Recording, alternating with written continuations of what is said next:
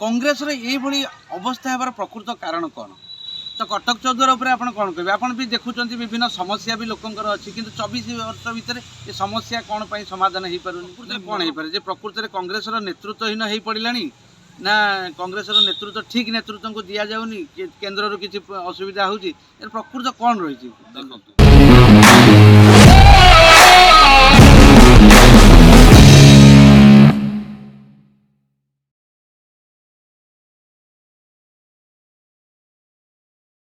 नमस्कार दर्शक बंधु उड्रे ओडिया उत्कले कलिंग अनेक वीरंक कथा आम कार्यक्रम ना मो काम मो कथा।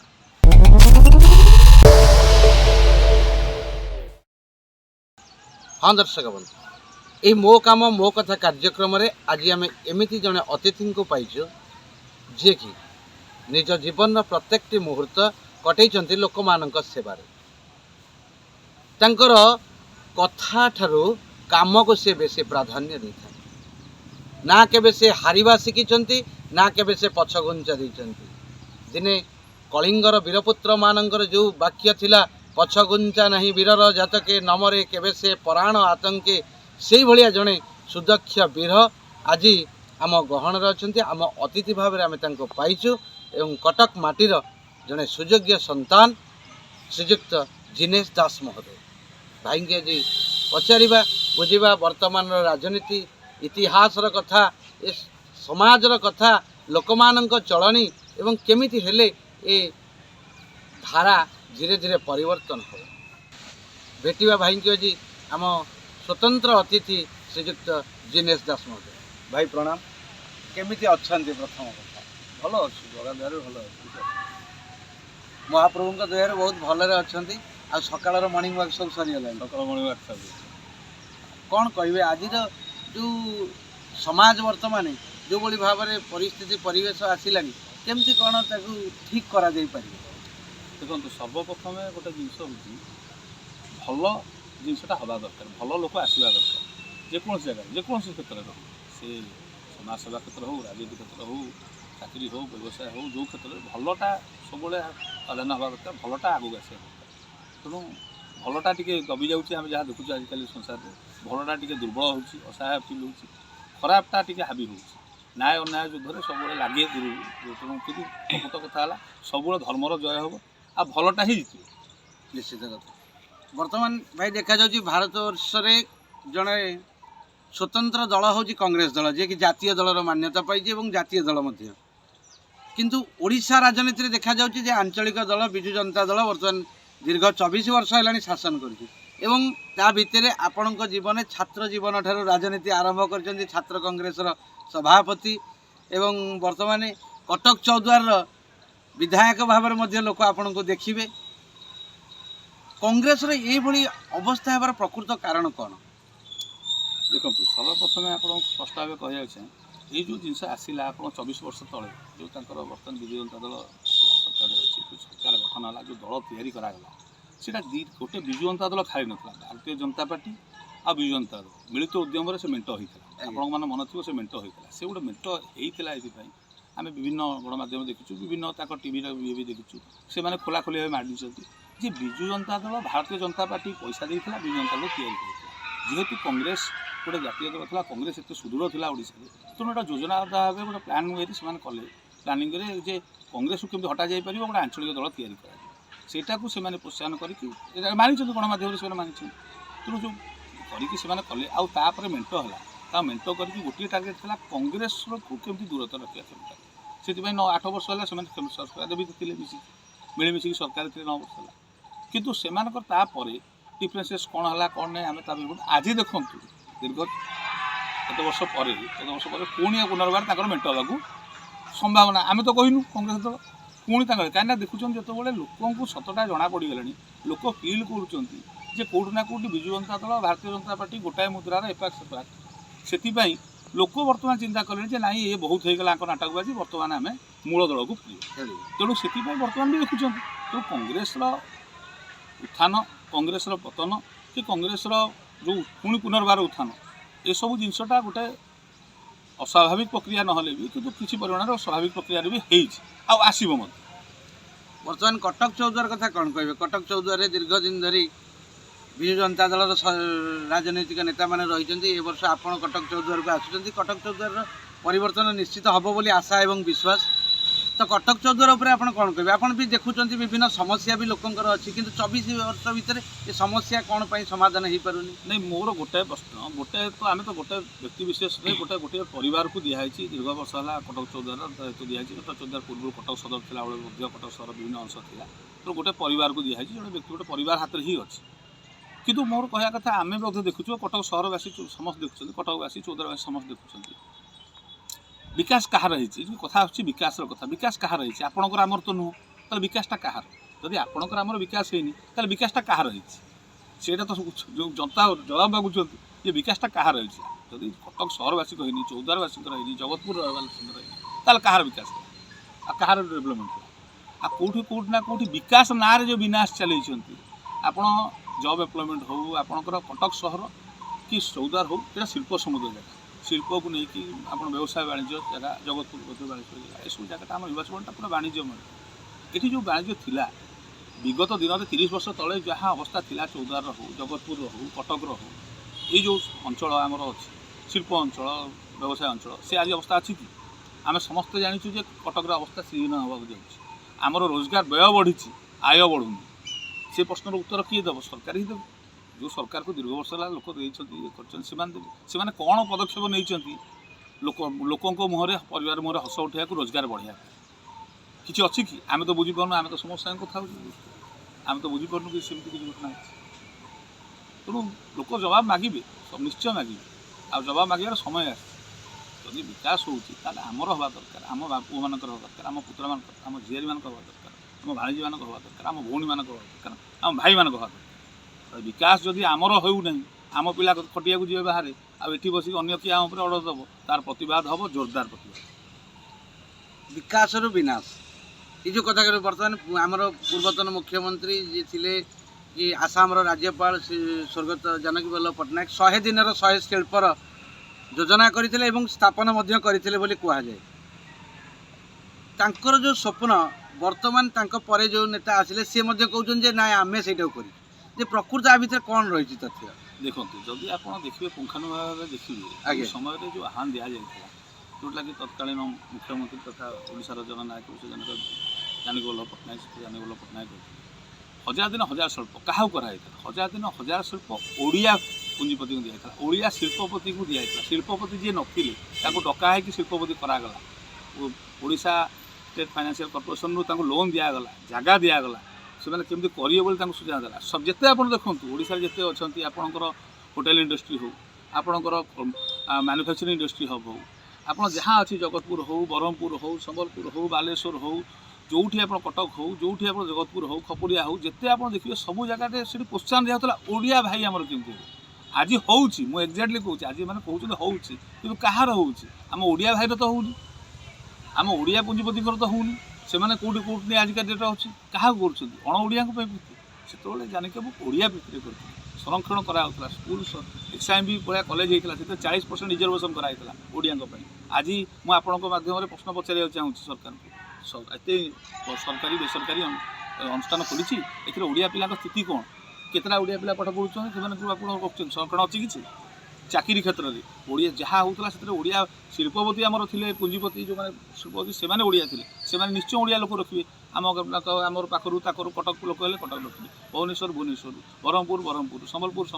ସାରା ଓଡ଼ିଶା ପ୍ୟାନ୍ ଓଡ଼ିଶାରେ ରହୁଥିଲେ। ଆଜି ଯେଉଁ ଲୋକ ରଖୁଛନ୍ତି ସେମାନେ କାହାକୁ ରଖୁଛନ୍ତି? ତାଙ୍କ ଅଞ୍ଚଳ ଲୋକକୁ। ସେ ରଖୁଛନ୍ତି ଆଇଦର ତାମିଲକୁ ରଖୁଛନ୍ତି, ନହେଲେ ବେଙ୍ଗଲୀ ରଖୁଛନ୍ତି, ନହେଲେ ବିହାରୀ ରଖୁଛନ୍ତି, ନହେଲେ ବାହାର ଷ୍ଟେଟ୍, ତାଙ୍କ ଷ୍ଟେଟ୍ ରଖୁଛନ୍ତି। ସେ କାହିଁ ଆମକୁ ରଖିବେ? ସେ କାହିଁ ଆମକୁ ନିଜର ଭାବିବେ? ଯଦି ଆମକୁ ସରକାର ନିଜର ଭାବୁନି, ତାହେଲେ ସେମାନେ କାହିଁ ଭାବିବେ ନିଜର? ଗୋଟେ କଥା କହିବୁ କି ଭାଇ, ରାଜ୍ୟ ରାଜନୀତି କଥା ଉଠିଲା ବେଳେ ବର୍ତ୍ତମାନ କଂଗ୍ରେସ ଦଳ ସ୍ଥିତି, ବର୍ତ୍ତମାନ ସମସ୍ତେ କହୁଛନ୍ତି କଂଗ୍ରେସର କେହି ନେତୃତ୍ୱ, ସେମିତି ନେତୃତ୍ୱ ନାହାନ୍ତି ଓଡ଼ିଶାରେ। ତ ଏ ପ୍ରକୃତରେ କ'ଣ ହେଇପାରେ? ଯେ ପ୍ରକୃତରେ କଂଗ୍ରେସର ନେତୃତ୍ୱହୀନ ହେଇପଡ଼ିଲାଣି, ନା କଂଗ୍ରେସର ନେତୃତ୍ୱ ଠିକ୍ ନେତୃତ୍ୱଙ୍କୁ ଦିଆଯାଉନି, କେନ୍ଦ୍ରରୁ କିଛି ଅସୁବିଧା ହେଉଛି? ଏର ପ୍ରକୃତ କ'ଣ ରହିଛି? ଦେଖନ୍ତୁ, ବର୍ତ୍ତମାନ ନେତୃତ୍ୱ ଆପଣ ଦେଖିଥିବେ, ଯାହା ଘଟଣା ଘଟିଥିଲା ଆମେ କହୁନୁ, ବର୍ତ୍ତମାନ ଆମର ପ୍ରଦେଶ କଂଗ୍ରେସ କମିଟି ସଭାପତି ଶ୍ରୀଯୁକ୍ତ ଶରଦ ପଟ୍ଟନାୟକ ନେତୃତ୍ୱ ନେଲା ପରେ ତାଙ୍କର ପ୍ରଥମ ସ୍ଲୋଗାନ ଥିଲା 9ରୁ 90। ଆମେ ବ୍ୟସ୍ତ 9ରୁ 90 କରୁ। ଯେତେବେଳେ ଆପଣଙ୍କ ମନେ ଥିବ 90 ଦଶକରେ ଯେତେବେଳେ କଂଗ୍ରେସ ସରକାର ଆମେ ନଥିଲୁ ବିଜୁବାବୁ ଆସିଲେ ସେ ଅଖଣ୍ଡ କ୍ଷମତାରେ ଆସିଥିଲେ 120 ଉପରେ ତାଙ୍କ ସିଟ୍ ଆମେ ସେତେବେଳେ କଂଗ୍ରେସ ଦଳ 10ଟା ସିଟ୍ରେ ସୀମିତ ଥିଲୁ ତାପରେ କ'ଣ ପଚରା ପରେ ଆମେ ଆସିଲୁନି ଆସିଲୁ ତେଣୁ ସେ ଜିନିଷଟା ସେତେବେଳେ ତତ୍କାଳୀନ ଯୁବ କଂଗ୍ରେସ ସଭାପତି ମଧ୍ୟ ଶ୍ରୀଯୁକ୍ତ ଶରଦ ପଟ୍ଟନାୟକ ଥିଲେ ତେଣୁ ସେମାନଙ୍କର ଦୃଢ଼ କାମ କରୁଛନ୍ତି ସେମାନେ କାମ କରୁଛନ୍ତି କାର୍ଯ୍ୟକଳାପ କରୁଛନ୍ତି ତେଣୁ କେଉଁଠି ନା କେଉଁଠି ସେ ଜିନିଷଟା ଜାଣିଛନ୍ତି ସେମାନେ ଜାଣିକି ଆଉ ଥିଲେ ଲଳାଟେନ୍ଦୁ ବିଦ୍ୟାଧର ମହାପାତ୍ର ଛାତ୍ର ସଭାପତି ଥିଲେ ଛାତ୍ର କଂଗ୍ରେସ ସଭାପତି ତେଣୁ ସମସ୍ତଙ୍କର ମିଳିତ ଉଦ୍ୟମରେ ସେ ଯେଉଁ କମ୍ବିନେସନ୍ ସିନିୟର ଆଉ ଜୁନିୟର ଛାତ୍ର ଯୁବକର ସମ୍ବିନେସନଟା ସେଇଟା ହେଇଥିଲା ଆଉ ବର୍ତ୍ତମାନ ବି ଆମେ ଦେଖୁଛୁ କେଉଁଠି ନା କେଉଁଠି ଓଡ଼ିଶାର ଜନସାଧାରଣ ଏତେ ବିତୃଷ୍ଣ ହୋଇଛନ୍ତି ଆମେ ଆଶା କରୁଛୁ ଯେ ନିଶ୍ଚିତ ପରିମାଣରେ କଂଗ୍ରେସ ସେଟାକୁ ରଖିବାର ସକ୍ଷମ ହେବ। ଠିକ୍ କଥା ମୋ କହିବାରେ ଗୋଟେ କଥା ଭାଇ ଯେ ଛାତ୍ର ଜୀବନରେ ଆପଣ ରାଜନୀତିରେ ଛାତ୍ର କଂଗ୍ରେସର ସଭାପତି ଥିଲେ ଛାତ୍ର କଂଗ୍ରେସ ସଭାପତି ହିସାବରେ ମଝିରେ କିଛି ଦିନ ଆପଣ ଅନ୍ତର ହେଇଗଲେ ରାଜନୀତିରୁ କି ଅନ୍ତର ହେଇଗଲେ କିମ୍ବା କୌଣସି କାରଣ ନେଇକରି ଆପଣ ଚୁପଚାପ ରହିଗଲେ ଏ ପ୍ରକୃତ କାରଣ କ'ଣ ପାରିବାରିକ ସମସ୍ୟା ନା ମ୍ୟାଡ଼ାମ୍ କିଛି ପ୍ରୋବ୍ଲେମ୍ କଲେ ନା କ'ଣ କିଛି ପ୍ରୋବ୍ଲେମ୍ ନାଇଁ ଦେଖନ୍ତୁ ଆମେ ତ 98 ମସିହାରେ ରେଭେନ୍ସା କଲେଜ ଛାତ୍ର ଆମେ ଛାତ୍ର ଯାତ୍ରା ଯାଇଛୁ ଆଜ୍ଞା ତାପରେ ଛାତ୍ର ରାଜନୀତିରେ ଆସିଲୁ ଆମେ ଛାତ୍ର ରାଜନୀତିରେ ଆସିଛୁ ଛାତ୍ର ରେଭେନ୍ସା ଛାତ୍ର ସଂଘର ସଭାପତି ହେଲେ 1998 ମସିହାରେ ସେଇଟା ଗୋଟେ ହିଷ୍ଟ୍ରିଟା କଟକ ସହରରେ ଆପଣ ଗଳି କନ୍ଦିରେ ପଚାରିବେ ଯେଉଁ ନିର୍ବାଚନ ମଣ୍ଡଳୀ ଅଛି କି ଆଗରୁ ଅଛି ଯାହାକୁ ପଚାରି ସେ କହିବେ ଯେ ସେ 98 ମସିହା ଇଲେକ୍ସନରେ ଆମେ କେମିତି ଆସିବୁ କିନ୍ତୁ ପ୍ରୋବ୍ଲେମ୍ ହେଉଛି ସେଠି ଗୋଟେ ସେତେବେଳେ ମଧ୍ୟ ଥିଲା ଅନ୍ୟାୟ ବିରୁଦ୍ଧରେ ଗୋଟେ ସ୍ୱର ଉତ୍ତୋଳନ ଗୋଟେ ଭୁଲଟାକୁ ଭୁଲ କହିବା ପାଇଁ ଗୋଟେ ଦରକାର ଥିଲା ସେତେବେଳେ ଆମେ ଉଠେଇଥିଲୁ ବହୁତ କମ୍ ବୟସ ଥିଲା କିନ୍ତୁ ଉଠେଇଥିଲୁ ତାପରେ ଆମକୁ ସୁଯୋଗ ମିଳିଲା ପ୍ରଦେଶ କଂଗ୍ରେସ କମିଟିର ଓଡ଼ିଶା ଛାତ୍ର କଂଗ୍ରେସର ସଭାପତି ହେବାର ତେଣୁ ଆମକୁ ସୁଯୋଗ ଯାହା ଦଳ ଦେଲା ଆମେ କଲୁ ଆମେ ଚେଷ୍ଟା କଲୁ ଆପଣ ଯେଉଁ କହିଲେ ମଝି ପିରିୟଡ଼ରେ ଆପଣ କାହିଁକି କିଛି ଦିନ ଆଗକୁ କହିଲେ ଶୁଣନ୍ତୁ ଯଦି ଆପଣ କିଛି ବଡ଼ ଯୁଦ୍ଧ ଲଢ଼ିବାକୁ ଚାହୁଁଛନ୍ତି ତାହେଲେ କିଛି ଦିନ ଆପଣ ବିରାମ ନେବାକୁ ପଡ଼ିବ ଆଜ୍ଞା ଯଦି ଆପଣ ବାଘ ଦେଖିଥିବେ ବି ଯଦି ଲମ୍ଫ ପ୍ରଦାନ କରୁଛି ତାର ସେ କିଛି ଦୁଇ ପଦ ପଛକୁ ଯାଉଛି ତାପରେ ଯେ ସେ ଲମ୍ଫ ପ୍ରଦାନ କରି ଠିକ୍ ଜାଗାରେ ପହଞ୍ଚିବ ଯଦି ଆମେ ଦେଖୁଛୁ ଯେ ବର୍ତ୍ତମାନ ସମୟରେ ଯେଉଁ ଜିନିଷ ହେଇଥିଲା ରାଜେନ୍ଦ୍ର ପାଣିପାଗ ଯେଉଁ ଅବସ୍ଥା ହେଇଛି ଆମେ ସେଇ ଜିନିଷରେ ଆମେ ନିଜକୁ ପ୍ରସ୍ତୁତ ହେବା ଦରକାର ଯେ ଆମେ ସେଇଟା କରିପାରିବୁ କି ଯଦି ଆମେ କରିବା ପାଇଁ ଆମେ ଦୁଇ ପଦ ପଛକୁ ଯିବା ଆବଶ୍ୟକ ତେଣୁ କିଛି ଦିନ ନିରବତା ଆବଶ୍ୟକ ଆପଣ ସେ କଥା ଜାନକୀ ବାବୁ ପଚାରି ପାରନ୍ତି ଜାନକୀ ବାବୁ ତ 1950 ମସିହାରେ ଯୁବ କଂଗ୍ରେସ ସଭାପତି ହେଇଥିଲେ 1971 ମସିହାରେ ଏମ୍ପି କାହିଁକି ହଁ ସେ ତ ନିରବତା ରଖିଲେ ଯଦି ବ୍ୟବଧାନ ନ ରହିବ ତାହେଲେ ଆପଣ ସେ ଜାଗାକୁ ଯାଇପାରିବେ ଯଦି ଲମ୍ବା ଯଦି ଲଢ଼ିବାର ଅଛି ଲମ୍ବା ଦୂରର ଘୋଡ଼ା ହେବାର ଅଛି ତାହେଲେ ଆପଣଙ୍କୁ ଟିକେ ବିରାମ ନେବାକୁ ପଡ଼ିବ ରେଷ୍ଟ ନେଲେ ହିଁ ଆପଣ ପହଞ୍ଚିବେ। ଆଉ ଗୋଟେ ଭଲ କଥା ଭାଇ ପଚାରୁ ଯେ ଆପଣ ଦେଖନ୍ତୁ ଆପଣ ବି ଦେଖୁଛନ୍ତି ଆମେ ସାରା ଓଡ଼ିଶା ମଧ୍ୟ ଦେଖୁଛି ଯେ ଜାନକୀ ବାବୁଙ୍କ ସମୟରେ କଲେଜ ରାଜନୀତି ଥିଲା ବିଜୁ ବାବୁଙ୍କ ସମୟରେ ବି କଲେଜ ରାଜନୀତି କିନ୍ତୁ ନବୀନ ବାବୁଙ୍କ ସମୟରେ କଲେଜ ରାଜନୀତିକି ବନ୍ଦ କରିଦିଆଗଲାଣି କଲେଜରେ ଆଉ ଇଲେକ୍ସନ୍ କରାଯାଉନି କଲେଜରେ ଗୋଟେ ସ୍ୱତନ୍ତ୍ର ଭାବରେ ସବୁଆଡ଼େ କ'ଣ ନୀଳ କୋଠା କରିଦିଆଗଲା ନୂଆ ଓ ଲେଖାଗଲାଣି ଏ ସବୁ ମାନେ ଆଉ କଲେଜ ହିସାବରେ ନାହିଁ ସବୁଆଡ଼େ ନୀଳ ବ୍ୟାନର କରିଦିଆଗଲା ଇଏ ଏକ ମୁସଲିମ ଷ୍ଟେଟ୍ର ଯେମିତି ଆମକୁ ଲାଗୁଛି ଗୋଟେ ସଂକେତ ହେଲା ଭଳିଆ ହେଇଗଲାଣି ନାଇଁ ସେ କ'ଣ ହେଇଛି କି ସେ ଗୋଟେ ଆପଣ ଦେଖିବେ ଆଜ୍ଞା ଆପଣ ଯେଉଁ କହିଲେ ଛାତ୍ର ରାଜନୀତି ବନ୍ଦ କରିଦିଆଗଲା କଲେଜ ଛାତ୍ରଛାତ୍ର ବନ୍ଦ କରାଗଲା ତାକୁ ଗୋଟେ ଆଳ ଦିଆଗଲା ଯେ କଲେଜରେ ହିଂସା ହେଉଛି କିନ୍ତୁ ଆପଣମାନେ ଦେଖିଛନ୍ତି ବିଗତ ଦିନରେ ବିଜୁ ଛାତ୍ର ଜନତା ଦଳ କ୍ୟାମ୍ପସ୍ କମିଟି ନାଁରେ କିଭଳିଆ ଅରାଜକତା ହେଲା ବର୍ତ୍ତମାନ ନୂଆ ଓଡ଼ିଶା ନାଁରେ ଯେଉଁ କାର୍ଯ୍ୟକ୍ରମ କରୁଛନ୍ତି କି ଭଳିଆ ପ୍ରକାର ଚାଲିଛି ଛାତ୍ରଛାତ୍ରୀଙ୍କ ପାଠପଢ଼ା ନାହିଁ ଗୀତ ନାଚ ସେଠି ଯାହା କଲଚର ହେଉଛି ଯାହା ତାକୁ ଆମେ ନ କହିବା ଭଲ ଓଡ଼ିଶାବାସୀ ଦେଖୁଛନ୍ତି ତାର ବି ଛାତ୍ର ସମାଜ ପ୍ରତିବାଦ କରୁଛନ୍ତି ଆମର କହିବା ନାହିଁ କିନ୍ତୁ ଆପଣ ଗୋଟେ ଭଲ କଥା କହିଲେ ଯେ ଏଠି ପ୍ରୋବ୍ଲେମ୍ ହେଉଛି ଛାତ୍ର ସଂସ୍ଥାର ନିର୍ବାଚନ ବନ୍ଦ କରିବାର ଜଷ୍ଟିଫିକେସନ୍ କ'ଣ ଆବଶ୍ୟକତା କ'ଣ କହିଲା ବିଜୁ ବାବୁ କରୁଥିଲେ ଜାନକୀ ବାବୁ କରୁଥିଲେ ସବୁବେଳେ ଥିଲା ମାନେ ଯେଉଁଠି ସୁପ୍ରିମକୋର୍ଟ ବି କହିଛି କହିଲେ ଯେ ଛାତ୍ର ସଂସଦ ନିର୍ବାଚନ ଆବଶ୍ୟକତା ରହିଛି ସେଠି ଲିଡରସିପ୍ ତିଆରି କରାଯାଏ ଏଠି କାହିଁ ବନ୍ଦ କରିବାର ଗୋଟେ କାରଣ ହେଉଛି ସବୁଠୁ ବଡ଼ କାରଣ ହେଉଛି ଯାହା ଆମେ ଫିଲ୍ କରୁଛୁ ଯଦି ଆପଣ ବନ୍ଦ ନ କରିବେ ତାହେଲେ ଆପଣ ବାପ ପରେ ପୁଅ ପରେ ନାତି ଆପଣ କରିପାରିବେନି ଏଠି ପ୍ରୋବ୍ଲେମ୍ ହେଉଛି ଗୋଟେ ପରମ୍ପରା ସୃଷ୍ଟି ହେଉଛି ଯେଉଁ ଲିଡରସିପ୍ ଗୋଟେ ବାପ ଥିଲା ନେତା ତାପରେ ପୁଅକୁ ନେତା ଯିବ ତାପରେ ତା ନାତିକୁ ଦିଆଯିବ ରାଜତନ୍ତ୍ରର ଏଇଟା ନିଶାନି ଯଦି ଗଣତନ୍ତ୍ରର ନୁହଁ ଯଦି ଏଇଟା କରାଇ ଦିଆଯିବ ଛାତ୍ର ନେତାଟା ବାହାରିଲେ ସେ ନିଶ୍ଚୟ ପ୍ରତିବାଦ କରିବ ତେଣୁ ଛାତ୍ର ନେତାଟାକୁ ଯଦି ବନ୍ଦ କରିଦିଆଯାଏ ପ୍ରୋସେସ୍କୁ ତାହେଲେ ଆମ ବାପର ବି ଗୋଲାମ ଥିଲ ପୁଅର ବି ରହିବ ନାତିର ବି ହେବ ତେଣୁ ଏଇ ପ୍ରୋସେସ୍ରେ ଗୋଲାମୀର ପ୍ରୋସେସ୍ଟାକୁ ବଜାୟ ରଖିବା ପାଇଁ ଦରକାର ଆଉ କ'ଣ ବର୍ତ୍ତମାନରେ କଟକ ଚୌଦ୍ୱାର ପାଇଁ କ'ଣ କହିବେ କଟକ ଚୌଦ୍ୱାରବାସୀଙ୍କ ଅବସ୍ଥା ବର୍ତ୍ତମାନ କ'ଣ ଅଛି କଟକ ଚୌଦ୍ୱାରରେ ଆପଣ ଯଦି ପ୍ରଭୁ ଜଗନ୍ନାଥଙ୍କ କୃପାରୁ ଆପଣ ତ ନିଶ୍ଚିତ ଭାବରେ ବିଧାୟକ ଟିକେଟ୍ ତ ପାଇବେ କିନ୍ତୁ ଯଦି ବିଧାୟକ ହେଇଯାଆନ୍ତି ଦେଖନ୍ତୁ ଗୋଟିଏ ଜିନିଷ ହେଉଛି ଆମ ଅଞ୍ଚଳର ସବୁଠୁ ବଡ଼ ସମସ୍ୟା ହେଉଛି ରୋଜଗାର ଯାହା ଆମେ ମାର୍କ କରୁଛୁ ଆମେ ଯାହା ଦେଖୁଛୁ ଆମର ଲୋକ ରୋଜଗାରକ୍ଷମ ରୋଜଗାର ତାଙ୍କୁ ଦରକାର ଆମର ରୋଜଗାରଟା କମିଯାଉଛି ଆଉ ଗୋଟେ ସବୁଠୁ ବଡ଼ କଥା ହେଲା ଆମର ସ୍ଥାନୀୟ ଅଞ୍ଚଳ ଲୋକ ବେଶୀ ଆମେ ମାଇଗ୍ରେଟ୍ କରୁନାହୁଁ ଆମ ଅଞ୍ଚଳରେ ଲୋକ ମାଇଗ୍ରେଟ୍ କରିବାକୁ ଭଲ ପାଆନ୍ତି ଆମେ ଟିକେ ହୋମ୍ ସିକ୍ ଲୋକ ଘରେ ରହିବାକୁ ଭଲ ପାଉ ଘର ଦ୍ୱାର ପରିବାର ସାଙ୍ଗସାଥି ସାହି ଆମେ ଏତେ ଛାଡ଼ିକି ଆମେ ଯାଇପାରୁନା तेणु आम से जिनटा आम चाहबू रोजगारटा पाखे कि पहुँचू सी विजन से योजना गोटे योजना हम जो थी कि अंचल कि पाखापाखि अंचल रही घर न छाड़ी दूर न जाई सामाजिक कल्चर ये रही रोजगार दी पैसा करेंगे से स्ट्रक्चर को आम गोटे रूपरेखा तैयारी करुँ आशा करुँ संपूर्ण परिणाम हम प्रत्येक परिवार मुहर हस प्रत्येक परिवार रोजगार रौलिक समस्या शिक्षा स्वास्थ्य परिमल समस्या जोटा मौलिक समस्या अच्छी तापाई आम सब समस्या समाधान करने गोटे ब्लूप्रिंट तैयारी करुँ आ 100% आम से ब्लूप्रिंट को कार्यकारी करूँ। बर्तमान देखा जो विजु जनता दल और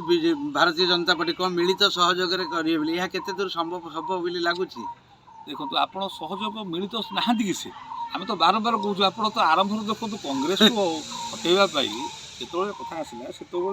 ये ही करते ना मैंने मिलित भाव तो करते आज तो प्रोब्लेम हूँ कांग्रेस जो उठुची से नाचुराल तो मिलित हो घोषित मिलित हो कि अघोषित मिलित हो अच्छा सेटा घोषित मिलित हम कि आज कौन अघोषित मिलित ना आप देखुना विजु जनता दल कौ बिलटा को समर्थन देनी भारतीय जनता पार्टी आपण थे आप राज्यसभा पठेले जड़े केन्द्र मंत्री को पुणी पुनर्बार आपंकर किसी ना पुणी तक पठेले आउमी आज्ञा आशावासी बुझीपार ना आम भाव ओडावासी बोका कि ओडा सब बुझे सब जानते समस्ते सब स्पष्ट हो